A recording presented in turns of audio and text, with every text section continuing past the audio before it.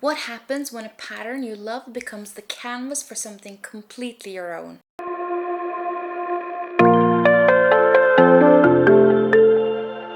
Hi, and welcome to my knitting podcast. My name is Marii, and I'm a knitter and maker based in beautiful Bergen. Here, I sew, knit, and create garments that brings me joy and fits my life. For me, patterns are more suggestions than rules. I love tweaking them to make garments that fits my wardrobe perfectly. I love giving patterns a little twist, changing the construction, adjusting the shape, swapping out the yarns, or adding personal details that make the final piece feel like me. My hope is that through this podcast, I can share my process with you and maybe even give you the permission to break a few rules yourself. Whether you're a seasoned knitter or just picked up your first pair of needles, I want this space to feel like a cozy sit down with a crafty friend. In this episode, I'm sharing a very special version of the Tegna with a lace collar I added myself. I will also dive into some design-driven whips, a dreamy summer cast-on, and a few exciting acquisitions that have already sparked some new ideas. Let's kick things off with what I'm wearing today, because honestly, I don't think I've ever loved a finished knit quite this much.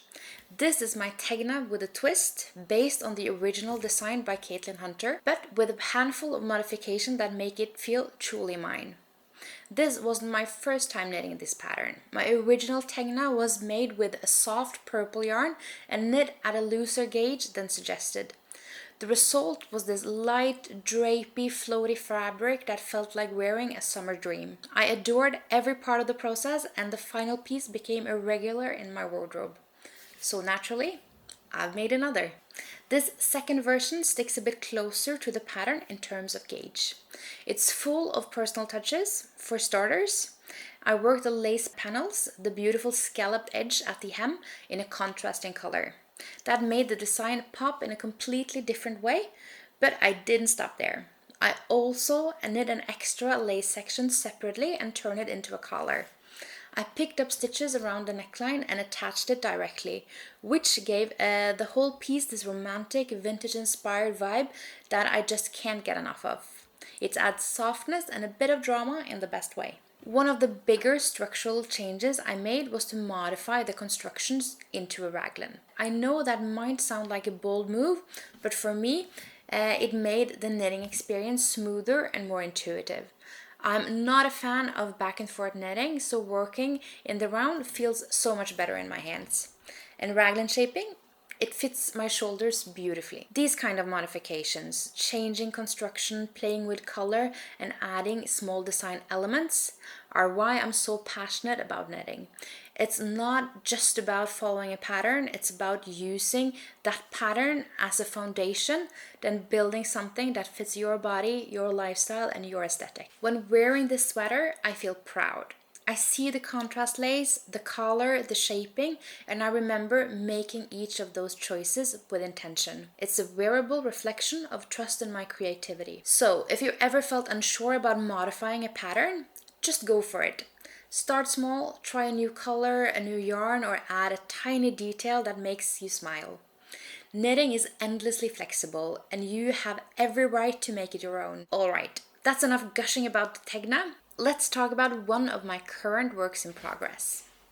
My Isabella sweater. I have now split for the sleeves and body, and I'm knitting my way down the torso. The fabric is flowing beautifully, and I have to say I'm really pleased with how the raglan turned out. And that's the benefit of doing the math yourself right. It fits exactly the way I like. One thing I always tweak in raglan designs is the shaping rhythm. I don't stick to that standard increase every other round formula. For me, it's all about balancing four things: the neckline, the body stitch count, the sleeve count, and the overall length of the yoke.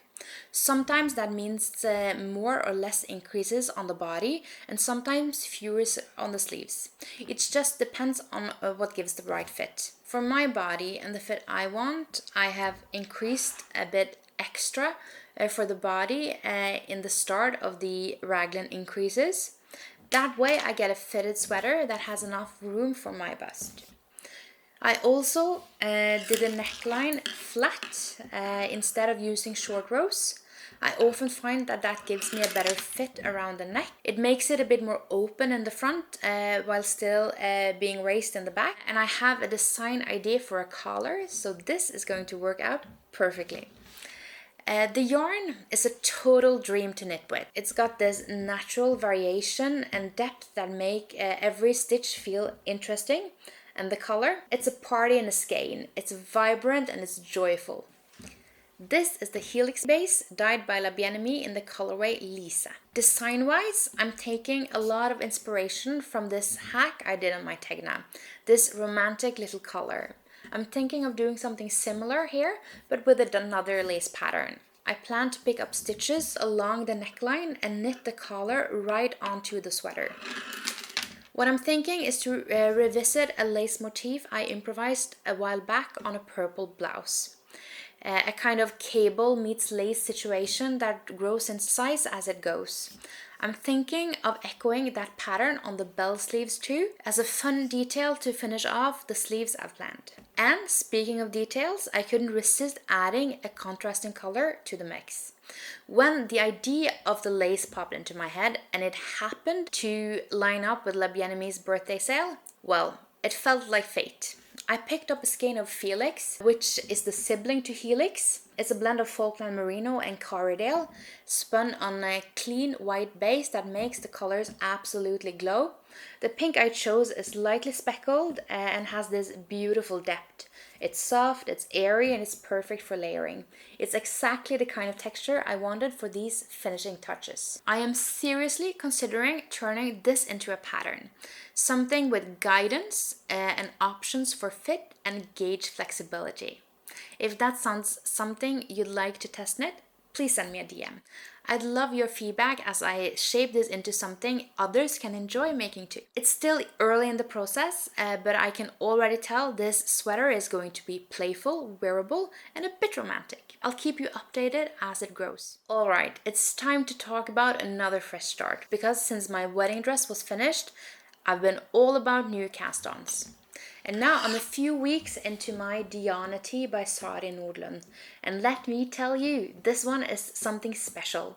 From the design to the yarn, it's having that perfect note of light, elegant, and surprisingly approachable. Honestly, it's everything I want in a summer knit. What immediately drew me to it was the cable motifs. It's beautiful without being overwhelming, running consistently down both the front and the back. And it pairs perfectly with the structural simplicity of the 2x2 ribbing on the sides and sleeves. The overall look is polished but wearable, which is kind of my sweet spot. So far, I'm only in the first couple of pattern repeats. It already feels intuitive. The cables fall into place in such a satisfying way. They're visually interesting without being overly complicated. Definitely one of those looks harder than it is patterns, which I love. The pattern itself is really well done. The charts are clear, the instructions are straightforward, and everything feels consistent. If you're comfortable reading charts, you'll feel right at home. One small thing to note, the short rows at the neckline aren't explained in detail in terms of placement. So if you're newer to short rows, you might need to do a little extra digging. But once you got it, the shaping is lovely. It adds a nice custom fit around the neck. Now, let's talk about the yarn, because this part makes my heart so happy. I'm using a silk blend from the Wool Kitchen. It's been waiting patiently in my stash ever since Edinburgh Yarn Fest back in 2019. Originally, I started another project with it that didn't quite work out, but I have frogged it, saved every bit, and now it's getting the second chance it totally deserves. The color is this soft, sky-like blue with these delicate copper speckles scattered throughout. I'm holding the yarn double, which gives the fabric this beautiful, cohesive texture while still letting those speckles shine.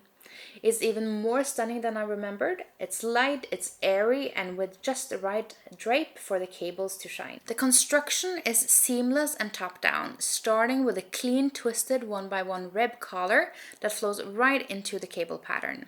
The neckline is using short rows shaping for a better fit, and the tubular bind off at the end will give it such a clean, stretchy finish.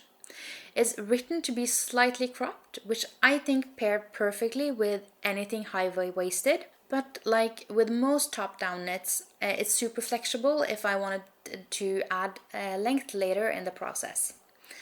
Honestly, this is my favorite phase of a project. That early stage when everything still feels full of potential, the yarn, the stitch pattern, the quiet excitement of imagining how it will all come together.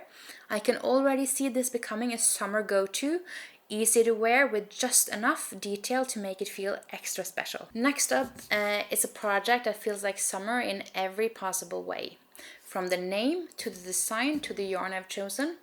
Let's talk about the Venelia tee by Sari Nordland. The pattern grabbed my attention the moment I opened her new book, Summer Knits, which has just arrived in the mail. The whole collection is stunning. It's 23 patterns full of flowy dresses, light tops and delicate scarves, all inspired by ancient Roman goddesses, and it's photographed in the glowing light of Rome. It's so dreamy. But the Venelia tee, that one I had my eye on right away. The lace detail across the yoke is what pulled me in. It's so delicate yet structured, actually reminds me a bit of the Zweig sweater in my wardrobe that I love. I've knit my Zweig in a very similar yarn, and I have a feeling this tee will become just as beloved. The pattern calls for fingering weight yarn and works up to a 22 stitch per 10 centimeters, what makes it super light and airy, perfect for warmer days. It's worked seamlessly from the top down, starting at the neckband and flowing into that stunning lace yoke. Then it's split for sleeves and body at the underarm, with some short row shaping in the back to give it that extra bit of length. Now, here's where I might do a little tweaking, because I personally prefer short rows just after the ribbing. I find that gives me the best fit around the neck, so we'll see. I think I might stick to the pattern this time, or maybe I will give it my own spin. You know how it is. And now, let's talk about yarn. For this cast on, I've chosen Yellow Brick Road Graffiti by La Bien-Aimée, dyed on the Rosa Pomar Mondim base. And honestly, this colorway feels like my soulmate in yarn form. It's soft and speckled, it's subtle, full of life. I already have two well-loved knits in this exact shade, my Zweig sweater and a brioche fade sweater. It's a color I never get tired on, so when I imagine this beautiful lace, it just made sense to go with this color. So the Mondim base is a joy to work with. It's tightly spun, which really helps the lace motif stand out. But it's also a little rustic thanks to the untreated wool. So it's the perfect blend of structure and soul. So I'm so excited to see how this yarn and the lace will interact. I think the speckles will add just the right amount of movement without distraction from the lace pattern. It may be kind of like waves catching the light, very on-themed for a design named after Venelia, the Roman goddess of sea and wind. I've just casted this one on, but I already know it will be a favorite. The yarn, the story, the pattern, all just clicks. I can't wait to share how it knits up in the next update. Okay, let's talk about a very exciting new addition to my knitting library. Summer Knits by Sari Nordland. I originally picked this one up just for the Venelia tee, which I'm absolutely obsessed with. But once I had the book in my hands, I quickly realized it's so much more than just that one pattern. The entire collection is a treasure trove. Two other favorites that immediately caught my eye are the Juno tee and the Ceres tee. The Ceres tee is named after the Roman goddess of harvest and earth. It has this gentle cable and lace detail in the front that feels grounded but elegant. I love how it's knit top down, starting at the back of the neck, such a clean construction method, and the short row shaping in the sleeves looks like it should really give a lovely fit. And then there's the Juno tee, inspired by the queen of the Roman gods. It's another top-down knit, but with lace on the sleeves and stockinette on the body.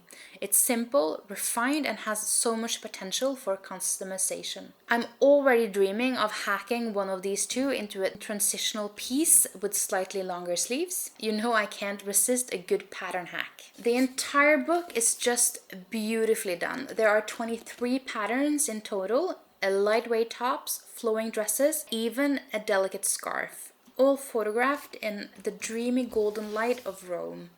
Each piece is inspired by a Roman goddess, which gives the whole collection this timeless, mythic feel. Sarah's design always strikes that perfect balance between elegance and ease, and her instructions are clear and approachable for knitters of all levels. This book feels like a summer knitting love letter, and I'm already head over heels. This next book was a bit of an impulse add to chart situation, but a very welcome one. I originally wanted the neons and neutrals to give the pattern for the Darta, which I mentioned in detail during my Make 9 6-month update. So if you're curious about my plans for that project, definitely check out that video. But when I was placing my birthday sale order with La Bien-Aimée, slipping this book into my chart felt like the most natural thing in the world. And honestly, no regrets. Curated by Aimée of La Bien-Aimée, this book is a follow-up of her bestseller Worsted. It features 16 patterns by 16 incredibly talented designers. The theme is all about playing with yarn in unexpected ways, mixing bases, brands and colorways to create something truly unique. One of my standout favorites is Vervel by Maike van Geerin. And I probably butchered that name. Forgive me, I'll put it up on screen as well. It's a yoked colorwork sweater that starts at a finer gauge and then switches to a looser one after the yoke. That means you get all of the beauty and precision of colorwork without committing to the endless of fine gauge stockinette. Genius. She even calls it her fast forward fix, which I absolutely love. While Darta is my main motivation, flipping through the book has already sparked so many ideas. The photos are gorgeous, the patterns are fresh and modern, and it's just filled with creative energy. Some people might wonder if it's worth it buying a whole book for just one pattern, but for me, it totally is. Books like this aren't just about patterns, they're about inspiration and supporting the amazing designers behind them. And that feels like a double win. Alright, let's talk about a yarn I'm very excited to add to my stash. La Bien-Aimée Felix in the colorway Ichigo. This skein is going to be the perfect finishing touch to my Isabella sweater. I'm planning to use it for a collar and cuffs to add that soft contrast and a little visual interest. Felix is sibling yarn to Helix, which I already know and love. It's a beautiful blend of Falkland Merino and Corriedale, spun on a clean white base that lets the dye shine. And Ichigo, it's a gentle rosy pink with even pinker speckles. It's sweet and it has a bit of personality. What I love most about Felix is the texture. It's super soft and airy with just enough bounce to give your fabric structure without feeling heavy. It's ideal for layering pieces or delicate details like the ones I'm planning here. I can already picture how beautifully it's going to pair with the main yarn, and I can't wait to see it all come together in those final touches. Okay, let's talk about a yarn I'm really excited about. Holst Supersoft, which I picked up for my upcoming Iris sweater by Trine Anneli. I've had my eye on this design ever since I first saw it. It was definitely love at first sight. The colors, the clean floral pattern, and the slightly retro vibe. Everything about it clicked. And of course, I couldn't resist going with the original color palette. It's just that good. The only little twist I made was using the same color for the base as the hems, rather than changing it up. I ended up choosing these shades: Nougat, Cinnamon, Maize, Goldcrest, Topaz, Marlin, and Pebble. Such a warm, cheerful palette, rich, grounded, which I think is both fun and wearable. I didn't buy quite as much yarn as the pattern suggests because I'm planning a cropped version and maybe slightly looser gauge. So we'll see how it goes. Fingers crossed my calculations holds up. This will actually be my first time using Holst Supersoft. I've heard so many lovely things about it. It's light, rustic, and has that perfect woolly softness once it blooms after blocking. Paired with the detailed colorwork and the relaxed fit of the Iris sweater, I think it's going to be such a satisfying knit, and hopefully one I'll wear a ton come fall. And that wraps up this episode. I hope you found a bit of inspiration, whether it was a pattern you hadn't seen before, a yarn that caught your eye, or just the reminder that it's okay and fun to make a project your own. If you're curious about how my bigger knitting goals are going, I've just posted my half-year update on my Make 9 for 2025. It's a little behind the scenes look at what's working, what has shifted, and what I've learned so far this year. As always, thank you for taking the time to spend with me and my knitting. I love to hear what's on your needles, so feel free to comment below or tag me in your latest projects. Please subscribe and like this video, and until next time, keep knitting what brings you joy.